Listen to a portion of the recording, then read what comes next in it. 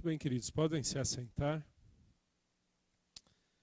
É sempre uma alegria voltar aqui para Bebedouro, aqui para PIB, encontrar aquela galera super animada ali na entrada, fazendo uma festa muito legal, a chegada de cada um de vocês, e poder cooperar aqui novamente nesse ano com um tema que particularmente tenho me dedicado muito a estudar e entender o que a Bíblia fala sobre a nossa santidade em Jesus.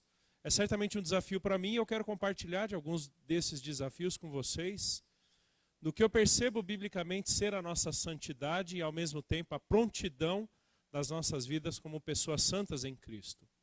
É interessante que nos últimos 2, 3 anos, depois daquilo que aconteceu no início de 2020, o fechamento das igrejas, o nosso trancamento em casa por causa do Covid, muitas falas, muitas discussões, lives, congressos e até literatura sendo escrita sobre o em que consistirá ou em que consistiria uma espiritualidade pós-pandemia. Interessante que eu participei de algumas dessas lives, participei de algumas dessas discussões, e desde 2020 venho mantendo exatamente a mesma opinião que eu sempre tive e que eu quero compartilhar com vocês hoje. Não existe espiritualidade pós-pandemia. Não existe espiritualidade pós-Covid, como não existiu espiritualidade pós-Segunda Guerra Mundial. Não existiu espiritualidade no período medieval. Não uma espiritualidade bíblica. Não uma espiritualidade centrada em Jesus. Agora, se por espiritualidade nós queremos dizer um certo conjunto de atividades, um certo conjunto de práticas específicas que demonstram a santidade, a piedade ou a espiritualidade de alguém, aí sim, aí a espiritualidade muda a cada época, muda a cada momento, muda a cada circunstância pela qual o cristianismo passa ao longo da sua história. Mas se nós entendemos espiritualidade como a expressão vivencial, antes de tudo, da nossa posição em Cristo, ou seja, quem somos nele e quem ele é em nós, não existe espiritualidade circunstancial. Não existe santidade que vai se amoldando à época, à circunstância ou ao contexto em que o cristão está. Não existe espiritualidade pós-moderna. Não existe espiritualidade metropolitana ou interiorana. O que existe é a realidade das nossas vidas em Jesus e o como evidenciamos isso onde quer que estejamos, independente da época em que nós vivemos. Mas eu vejo que quando nós pensamos em santidade, e toda vez que eu usar a palavra espiritualidade, eu estou pensando, na verdade, no termo bíblico, piedade, que é o termo usado nas Escrituras para falar sobre a nossa intimidade com Deus e o desfrute da nossa posição em Cristo. Quando nós pensamos nessa santidade, nós estamos, na verdade, falando do que Cristo fez por nós antes de qualquer coisa que venhamos a fazer por Ele ou para Ele. E dois são os inimigos principais do período bíblico aos dias de hoje dessa nossa vida de piedade ou essa nossa vida de santidade em Jesus. A saber, o moralismo e o legalismo. Me parecem ser duas práticas muito comuns no período do Novo Testamento, com as quais Paulo lida, por exemplo, em Gálatas, ele lida em Romanos, Pedro vai lidar em suas cartas, e o próprio Jesus lidou com os grupos religiosos da sua época. Legalismo é basicamente a redução da sua comunhão ou intimidade com Deus a um conjunto de regras. Fez, não fez. Praticou ou não praticou, guardou ou não guardou. Onde você julga encontrar sua aceitação diante de Deus, a sua justiça, por meio do cumprimento de regras. Por meio do cumprimento de leis. Que sejam estas regras ou leis bíblicas. Veja, por exemplo, o que Israel fazia no período de Isaías, que veio a ser posteriormente mencionado por Jesus em Mateus.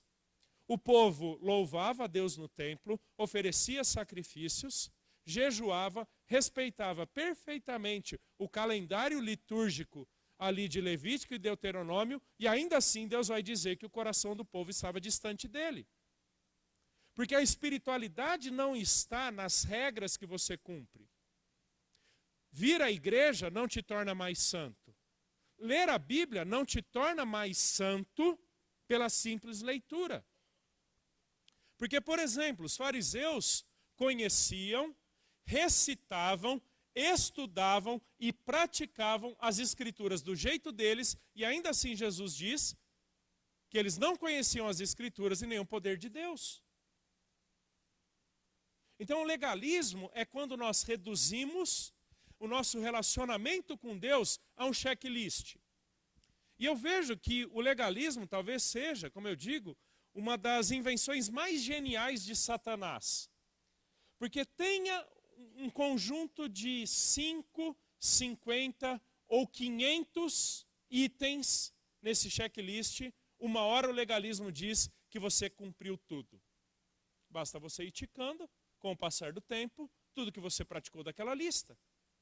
Se para você ser cristão é frequentar uma igreja, servir em algum ministério, ofertar financeiramente, ler a Bíblia, fazer oração e eventualmente compartilhar da sua fé com alguém, na medida que você pratica isso, você é um bom cristão.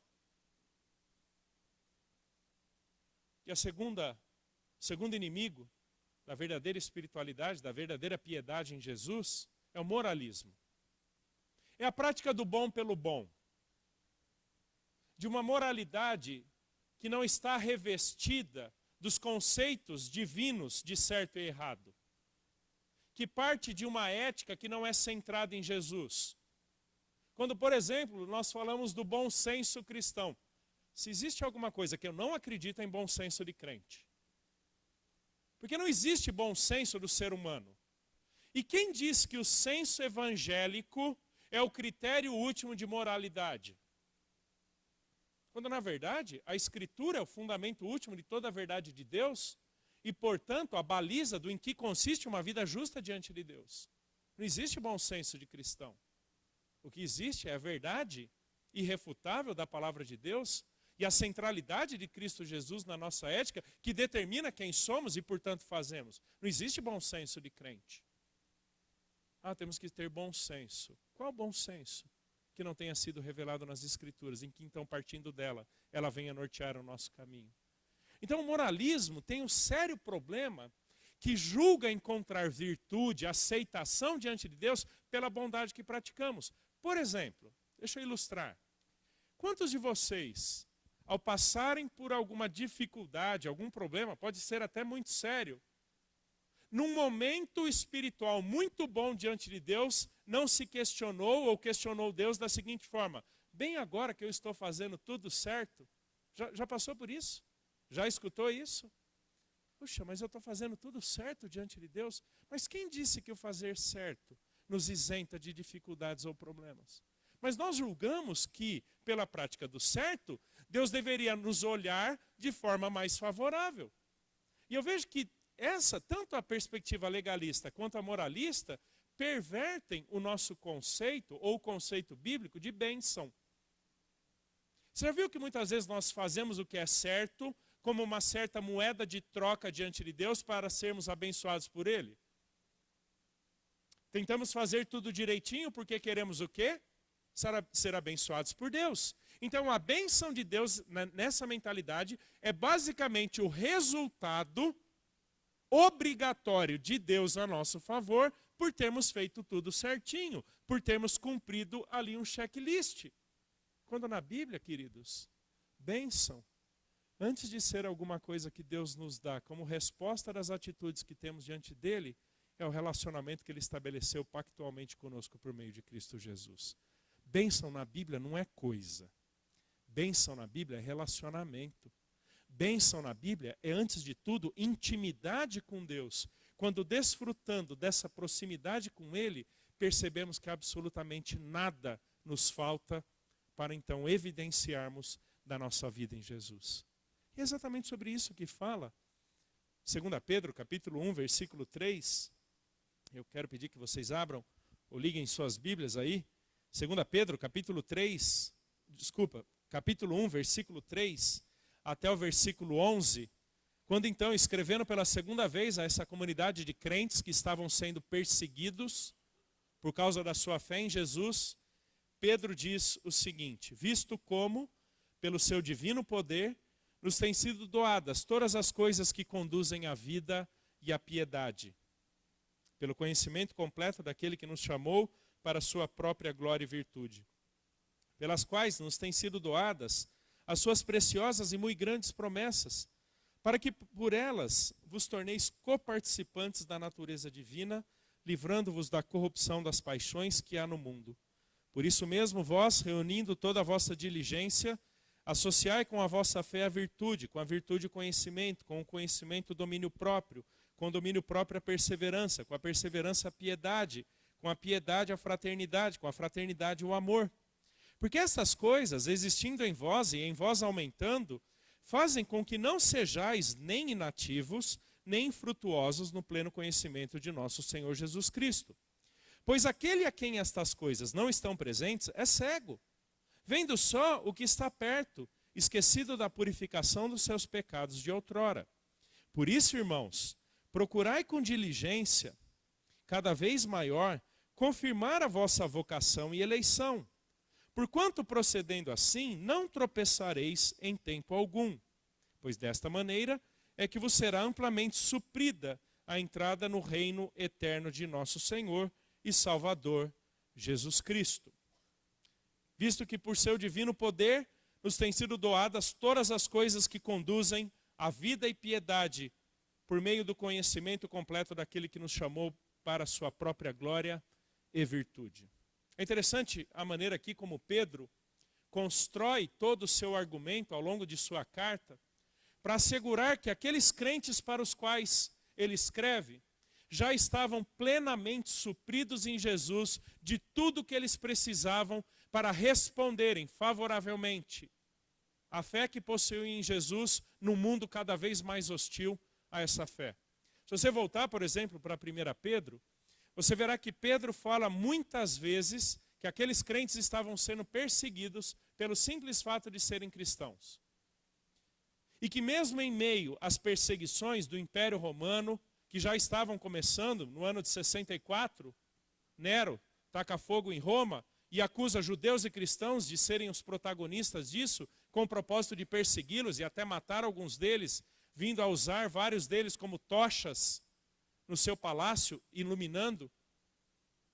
Perseguição da parte de judeus que não aceitavam que muitos desses judeus estivessem sendo convertidos ao cristianismo e que agora esses crentes em Jesus precisavam manter e evidenciar a sua fé em Cristo num mundo cada vez mais selvagem contra a fé em Cristo. Não me parece ser uma realidade muito diferente da nossa? Não me parece que a nossa geração vá sofrer algum tipo de perseguição mais ostensiva, física, contra o cristianismo que professamos. Dificilmente alguém nessa geração vai vir a polícia, o governo, seja lá o que for, algum grupo mais radical, vir fechar nossas igrejas e nos proibir de livremente adorar a Cristo Jesus, pregar e ouvir a sua palavra. Mas a gente vive numa sociedade cada vez mais indiferente, moralmente perseguidora, ideologicamente restringidora do nosso cristianismo. Por exemplo, quando você está ali na sua faculdade, no seu ambiente de trabalho, no seu colégio, ou até mesmo entre amigos e familiares não cristãos, e temas como aborto, família, papel de homem e mulher, a dignidade humana e tantos outros temas, corrupção, ética, tantas outras coisas, verdade, relativismo, tantos outros. E cada um fala o que pensa. Quando você se posiciona ou opina biblicamente, a partir do Evangelho, quem é o errado da roda? Quem é o errado da circunstância? O cristão. Talvez alguns de vocês já tenham sido até perseguidos na universidade pelo simples fato de serem cristãos. Gratuitamente sem qualquer base, sem qualquer motivo, seus professores te perseguiram pelo simples fato de você ser cristão. Talvez você não tenha sofrido fisicamente, a nossa geração talvez não vá sofrer fisicamente. Mas olha para o que acontece nos chamados países perseguidos. Missão Portas Abertas, todo ano, apresenta uma lista dos 50 países mais fechados ao Evangelho. 2 deles estão bem do nosso ladinho aqui, Colômbia e Bolívia. Colômbia e Bolívia. Entre os 50 países mais perseguidos por causa da fé. Talvez isso chegue mais perto. E aí a pergunta é a seguinte: como é que nós vamos lidar com isso? Como é que nós vamos enfrentar isso? Essa é a carta de Pedro. Pelo divino poder de Cristo Jesus, já nos têm sido doadas todas as coisas que conduzem a uma vida piedosa. Eu acho interessante essa expressão, tem sido doadas, porque ela primeiramente retrata alguma coisa que aconteceu no passado. Uma intervenção, um ato de Deus lá atrás, que pelo contexto aqui desse parágrafo, aponta para o momento em que os crentes expressaram a sua fé em Jesus, o momento da sua salvação, que é o que ele vai falar em 2 Pedro, capítulo 1, versículo 1 e 2. Ou seja, no momento da tua salvação, Deus começou a fazer alguma coisa na sua vida, que é a provisão completa, suficiente, necessária, para que absolutamente nada te falte, para como viver a tua vida cristã em Jesus. Mas não é simplesmente um ato passado de Deus, que Ele nos deu alguma coisa lá atrás e então parou de nos suprir. A ideia aqui é que Deus começou alguma coisa lá atrás e Ele continua fazendo continuamente na medida em que demandamos ou na medida em que precisamos de tudo aquilo que é necessário para vivermos o Evangelho, para vivermos a nossa identidade em Jesus. Isso quer dizer, queridos, que o maior interessado na minha e na tua santidade, que o maior interessado que vivamos uma vida digna do Evangelho, que vivamos uma vida aprovada no mundo, como 1 Pedro vai dizer, num santo procedimento. A pessoa mais interessada, antes de ser você ou eu, antes de ser o teu pastor, os teus pais ou os teus amigos cristãos, esse alguém é Deus. Por isso que Ele começou a nos doar lá atrás, quando cremos em Cristo, e permanece doando até aos dias de hoje, todos os recursos necessários para vivermos uma vida piedosa. Olha que interessante.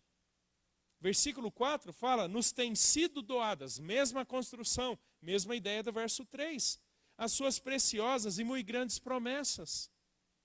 Quando você volta para toda a Escritura, você verá que Deus tem algumas promessas, algumas certezas, garantias para com o seu povo, que asseguram com que esse povo nunca será abandonado por Ele. É o Deus da aliança, que em Cristo nos fez novas criaturas e por causa disso nos inseriu na história dele, de tal forma que Ele nos conduza verdadeiramente numa nova vida que o agrade. Ele nos deu seu Espírito.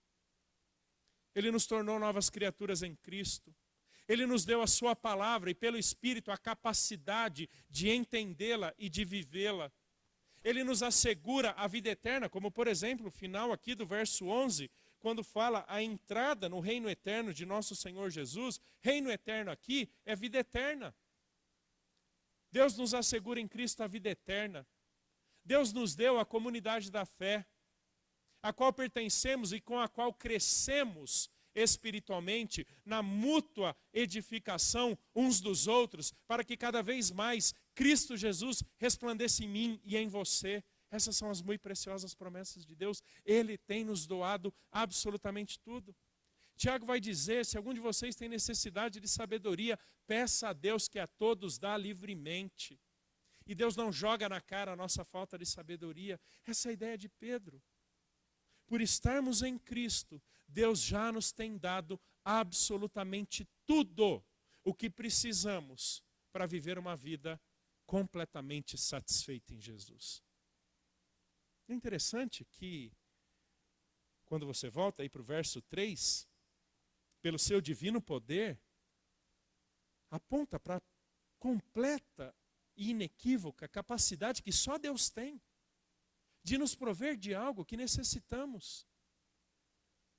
É aquilo que tanto o apóstolo Paulo vai dizer em 1 Tessalonicenses 5 e que Agostinho vai escrever de uma forma belíssima nas suas confissões, que o Deus que nos chama é aquele que nos provê em absolutamente tudo para respondermos a esse chamado. Queridos, isso é graça de Deus. Graça de Deus é muito mais do que favor imerecido. Se você voltar lá para o verso 2, você verá: graça e paz vos sejam multiplicadas. Graça é muito mais do que simplesmente Deus me dando algo, senão também Deus me capacitando para algo. É muito mais do que simplesmente Deus me dando um presente, senão também Deus me dando os recursos e capacidades para desfrutar de tudo aquilo que eu sou e tenho em Cristo Jesus. Essa é a ideia do divino poder. É uma capacidade que só Deus tem. Acredite, se você está na videira, que é aquela figura de João 15, e permanece na videira, é porque a videira é verdadeira e forte o suficiente para não perder nenhum de seus ramos. Essa é a segurança que nós temos em Jesus. É o divino poder de Deus que nos chama e nos assegura, que demanda uma resposta, mas que capacita para a resposta demandada. Ou seja, não existe nenhum bem que possamos ou devamos praticar como expressão da nossa vida em Jesus, em que Deus já não nos tenha dado as condições necessárias para praticarmos esse bem. Sabe o que quer dizer isso? É aquilo que Paulo fala em Efésios capítulo 2, versículo 10. Depois de uma longuíssima discussão que começa em Efésios 1, 3, que temos sido abençoados com toda sorte de bênçãos espirituais nas regiões celestiais em Cristo. E aí ele fala da nossa eleição, ele fala da nossa predestinação, ele fala do nosso perdão de pecados em Cristo Jesus, ele fala da redenção, ele fala da habitação e do selo do Espírito.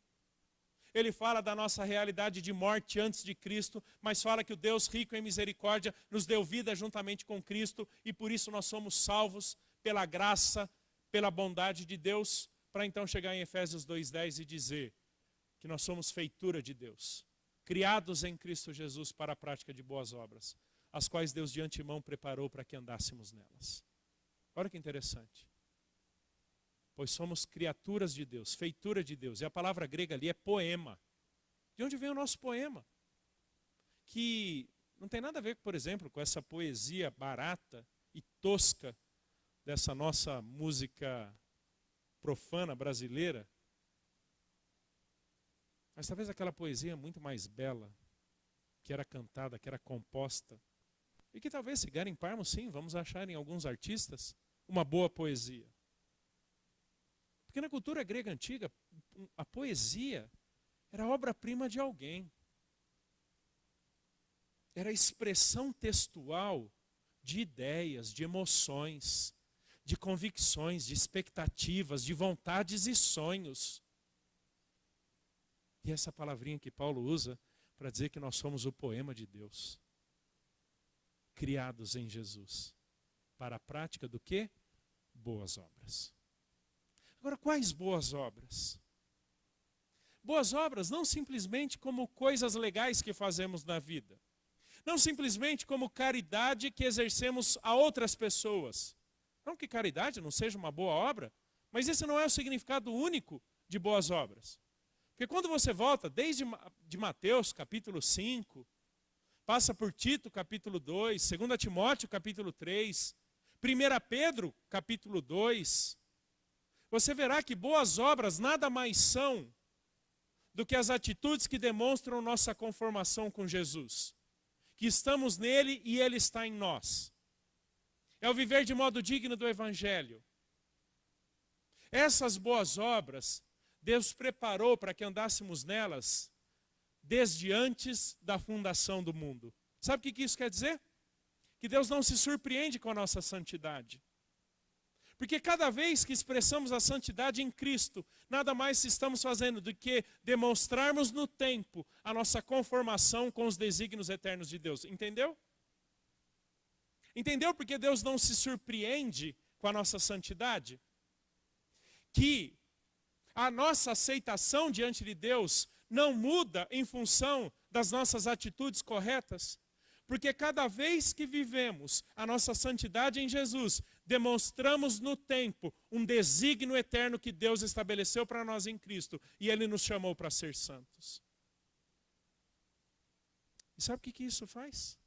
Tira de nós toda e qualquer capacidade, seja pelo legalismo ou moralismo, construirmos a nossa aceitação ou a nossa posição em Cristo pelas boas obras que praticamos. Porque todas as coisas que conduzem à vida e piedade já nos foram doadas em Cristo, pelo conhecimento completo daquele que nos chamou para a sua própria glória e virtude. A glória e a virtude são deles. Não existe glória nas nossas boas obras. Elas são gloriosas, porque elas são feitas em Cristo, por meio de Cristo e para Cristo. Querido, santidade não é o resultado das nossas ações santas. Santidade não é o que nós alcançamos em Jesus por fazermos todas as coisas certas. Porque santidade é, antes de tudo, quem somos nele, por causa do que ele fez por nós. É por isso que Paulo, ao escrever para os Filipenses, para os Colossenses, para os Efésios, vai escrever aos santos que se encontravam em Colossos, aos santos que se encontravam em Filipos, ou seja, a todos aqueles que estavam em Jesus e que Jesus estava neles, naquelas muitas cidades. É por isso que Pedro pode, na sua primeira carta, dizer: sede santos como eu sou santo. Deixa eu abrir um parênteses aqui. Você já pensou o quão pesada é essa exortação de Pedro, citando Levítico? Sede santo como eu sou santo? Você já entendeu que o padrão de santidade, meu e teu, é ninguém menos do que Deus? E que lá em 1 Pedro, capítulo 2, Pedro vai dizer, depois de falar sobre o santo procedimento que aqueles crentes deveriam ter, de que eles deveriam imitar Jesus, o qual é o exemplo digno de ser seguido, que Paulo vai dizer em Efésios capítulo 5, sede imitadores de Deus. Você entendeu quem é o teu padrão de santidade? Ninguém menos do que Deus. Mas a pergunta é a seguinte: como pode esse Deus demandar uma santidade da minha parte em que só Ele como Deus pode ter? Simples.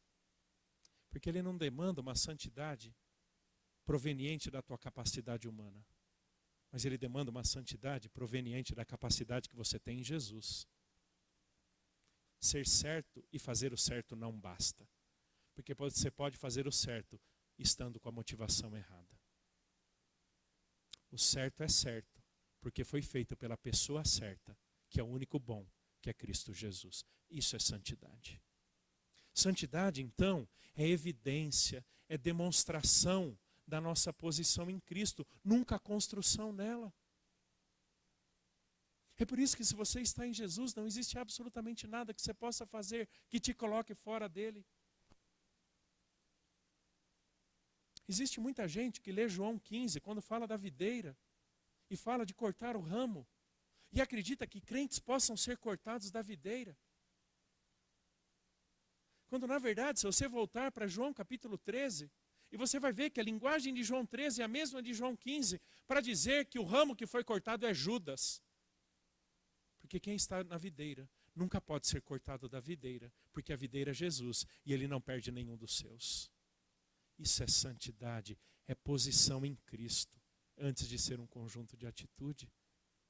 Então, se você está em Jesus, se você já foi salvo por Ele, vai lá para o verso 9. Se você não é cego, vendo o sol que está perto, se você se lembra constantemente da purificação dos seus pecados lá de trás, ou seja, se a tua salvação lá atrás ainda é fresca na sua memória, porque você continua vivendo pelo que Cristo fez por você, desfrute da videira. Desfrute de quem você é em Jesus. Isso é santidade. é antes de tudo quem somos nele, quem ele é em nós. E então, podemos praticar coisas certas. Praticar a palavra de Deus como demonstração da nova vida que temos nele. Pedro fala muito sobre obediência. Quando você volta lá para 1 Pedro, capítulo 1, ele fala que nós fomos escolhidos em santidade para a obediência. E quando você constrói uma teologia bíblica da obediência, você verá que obediência em Jesus é muito mais do que simplesmente fazer o certo. Quando também obediência é a sua resposta mais grata pelo que ele fez por você. Ou seja, eu entendi tão perfeitamente o que ele fez por mim.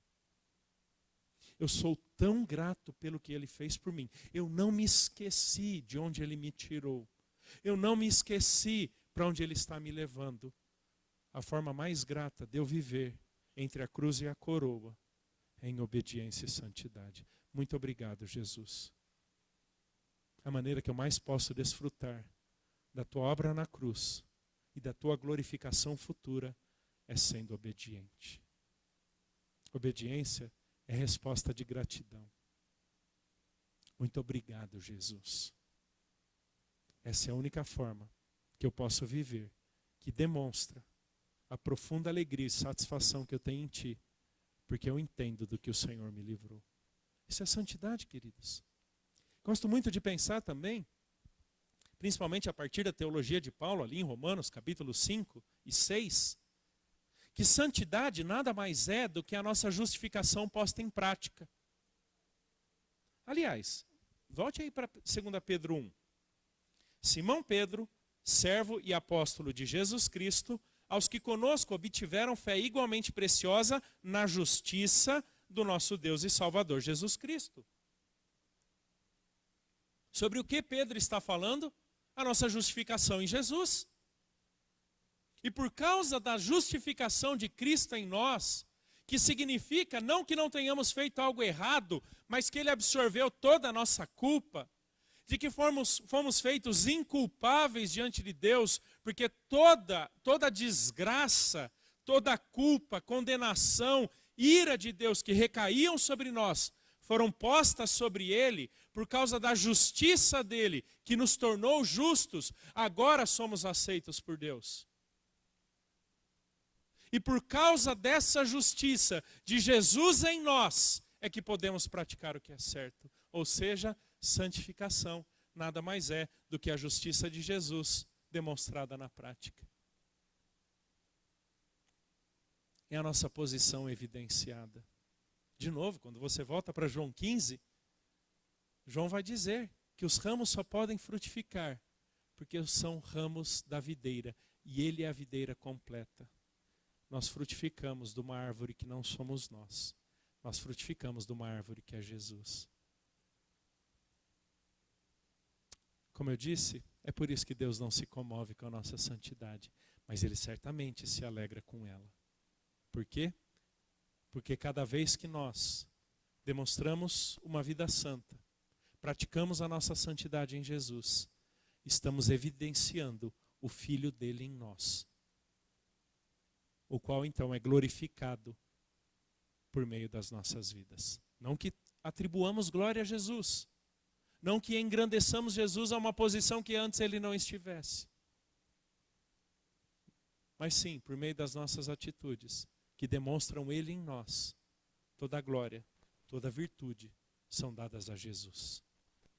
É interessante que essa palavrinha virtude, que aparece 3 vezes, né? A primeira delas no verso 3, as outras 2 no verso 5, era um conceito grego extremamente importante na moralidade grega antiga, que é o termo arete.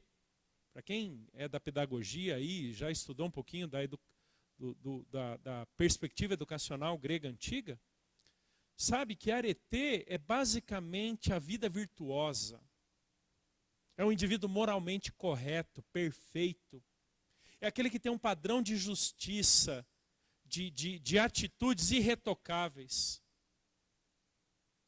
Só que é interessante que Pedro vai dizer que nós não somos nosso padrão de moralidade, nosso próprio padrão, mas que Jesus é esse padrão. Lembra que é o que Paulo fala em Efésios 4? Até que todos cresçamos à estatura do varão perfeito, que é Jesus. Que Paulo vai dizer em 2 Coríntios capítulo 3, que estamos sendo transformados de glória em glória na imagem de Cristo. Ele é o nosso padrão. E quando nós perdemos isso de vista, queridos, nós certamente nos frustraremos com a igreja, nós certamente nos frustraremos com outros irmãos em Cristo, nós certamente nos frustraremos com os nossos líderes, quando nós os julgarmos o nosso padrão de espiritualidade.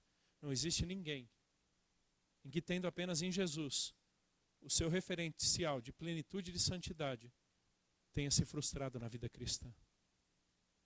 Ele é a nossa virtude. É por isso que Deus, então, vai nos transformando de glória em glória.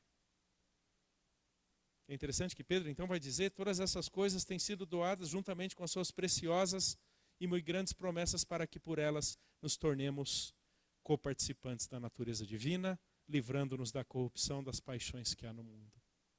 Quer viver uma vida distante do mundo? Entenda no mundo que Jesus já te tirou. E não se sinta confortável nesse mundo podre em que vivemos. É por isso que lá em 1 Pedro, capítulo 1, Pedro vai dizer que nós somos peregrinos, forasteiros nesse mundo. É por isso que a ética desse mundo não poderia ou não pode ser a nossa ética. É por isso que a ética do mundo corporativo não pode ser a sua ética. É por isso que a ética da internet não pode ser a sua ética. É por isso que a ética de qualquer ideologia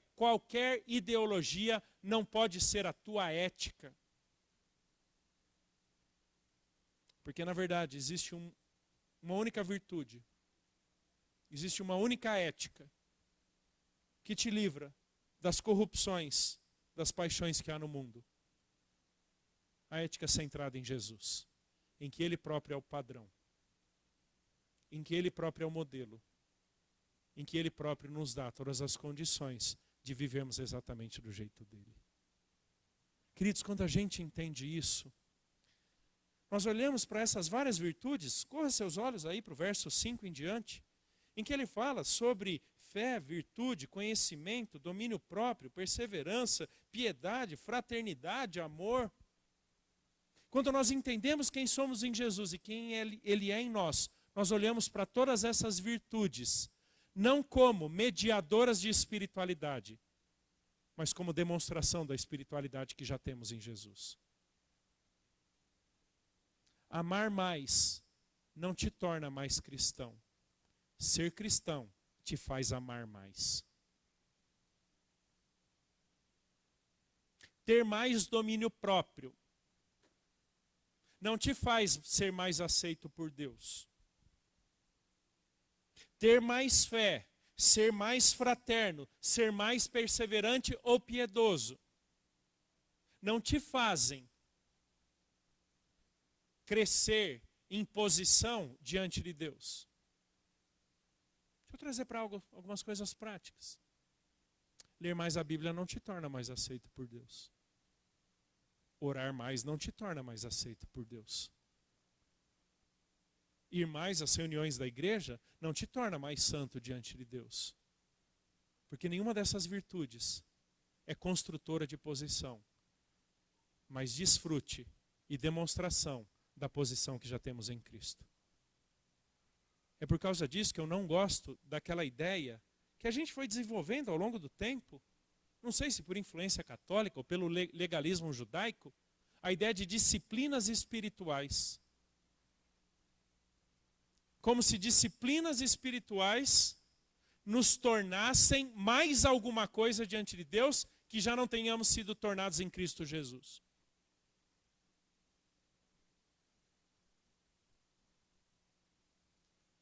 Antes da oração te levar para Deus, A oração te demonstra o quão próximo Deus está de você por causa de Jesus. Quando a gente entende isso, nós paramos de fazer das nossas orações simples petições ou requisições de coisas de Deus. Mas fazemos das nossas orações, principalmente, oportunidades de curtirmos, desfrutarmos da presença de Deus, da proximidade dEle. Se a gente não entender isso, queridos, nós vamos ler muito a Bíblia, esperando receber algo de Deus ao final da leitura. Nós vamos querer orar cada vez mais, esperando receber alguma coisa que Deus nos dê como resposta, ou em troco do nosso esforço, do jejum ou da oração, por afinal de contas, termos nos dedicado tanto. Mas sabe qual é a maior constatação que você pode ter? Seja pela leitura bíblica, seja pela oração, ou por qualquer uma dessas virtudes, é o desfrute de quem você é em Jesus e da proximidade que você tem de Deus por meio de Cristo. Jesus não é alguém em quem nós começamos e pelos esforços permanecemos, mas é alguém em quem estamos e nenhum esforço mais é necessário. Queridos, Mateus 28 e Hebreus capítulo 7 ao 9 vão nos dizer que Jesus é o sacrifício perfeito de uma vez por todas, que Ele já carregou todo o nosso jugo, todos os nossos fardos, e Ele não deixou absolutamente nenhum peso que pudéssemos carregar para sermos merecedores de qualquer coisa da parte dEle. Ou seja, curta a tua vida com Jesus, curta a tua leitura bíblica, curta a tua oração, curta a comunhão com a tua igreja, curta não para ganhar algo, mas porque você já foi ganho por alguém. Podemos orar? Jesus, muito obrigado por tudo que o Senhor fez por nós na cruz. Muito obrigado, porque o Senhor levou sobre si toda a nossa condenação, todo o nosso fardo, todo o nosso jugo, toda a nossa culpa e toda a ira de Deus que recaía sobre nós. Muito obrigado, Jesus, que por causa da tua justiça imputada a nós, somos hoje livremente aceitos diante de Deus. Fomos feitos separados para Ele, para pertencermos a Ele e representá-lo nesse mundo. Muito obrigado, Jesus, porque já estamos em Ti. Muito obrigado, Jesus, porque quem nos assegura essa permanência, essa perseverança em Ti é o Senhor mesmo. Muito obrigado por todos os recursos que o Senhor já nos deu para a demonstração de uma vida piedosa. Nos ajude a curtir corretamente cada um desses recursos, a usarmos de cada uma dessas tuas dádivas, cada uma das virtudes que o Senhor imputou a nós, como evidência, como fruto, como participação de quem somos em Ti e quem o Senhor é em nós. Nos perdoe, Jesus, das muitas vezes em que fizemos dessas práticas corretas simples oportunidades para ganharmos algo, para chamarmos Tua atenção,